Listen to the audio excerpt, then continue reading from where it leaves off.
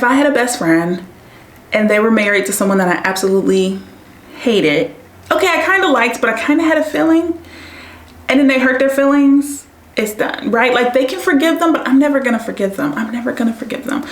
Maybe in another life, but not in this life. In this life, I still hate them. Keep watching to find out what book I'm talking about today.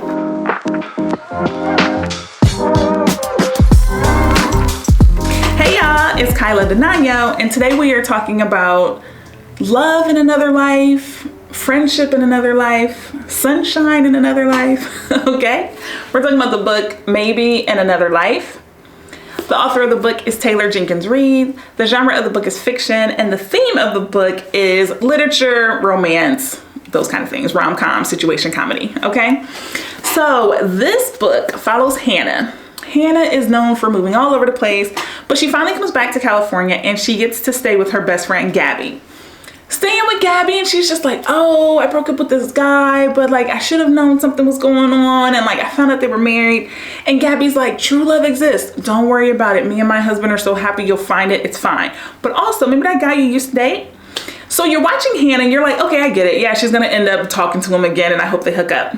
No, this takes us down a sliding door type passage where, if you never watched that movie, press pause, go watch Sliding Door. Gwyneth Paltrow.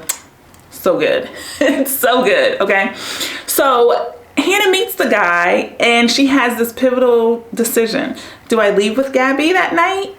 You know, I have all the time in the world to hang out with my ex-flame, or do I go home with him? When she decides to go home with Gabby, that changes everything. She does not see him again. She does not date him. She ends up with a whole nother life. If she decides to go home with the guy, things are cute, but they still don't go as we expect, right? So you're following the story, and my favorite thing is love wins, but she ends up with the cutest guy who ends up being a nurse, and like all because she always wears her hair in this high, like crazy bun, like really big, like beehive type thing, and she's in the hospital and she needs a scrunchie, and the guy has one on his wrist, and this really cute story, and you're just like, swoon.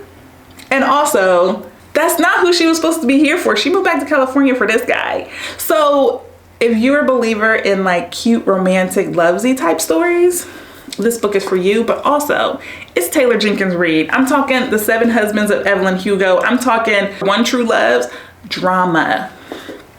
Taylor brings the drama. This book is really, really dramatic, but it's also a page turner. I think I ended up reading it in like 2.5 days because you're just like, wait, no, there's Henry. And then there's, wait, who, huh? So, and then Gabby.